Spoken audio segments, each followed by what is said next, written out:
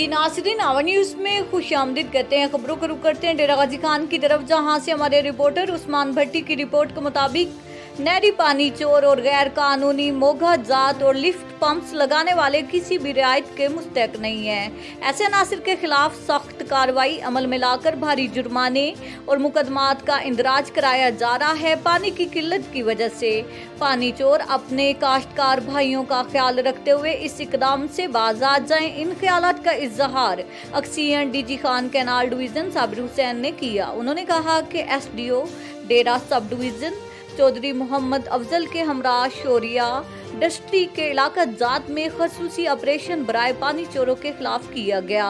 वहां पर मौजूद नाजायज मोघा जात लिफ्ट पंप्स और 25 अदद गैर कानूनी पाइप्स हटाए गए। नहरी पानी चोरों को भारी जुर्माने आयद करके 25 अदद एफआईआर के लिए भी थाना गदाई में इस्तगासा जात जेर अमल हैं। अक्सियन डीजी खान कैनाल साबिर हुसैन ने मजीद बताया कि ऐसे अनासिर जो के नहरी पानी चोरों में मुलविस हैं, उनके खिलाफ ग्रैंड ऑपरेशन किया जा रहा है।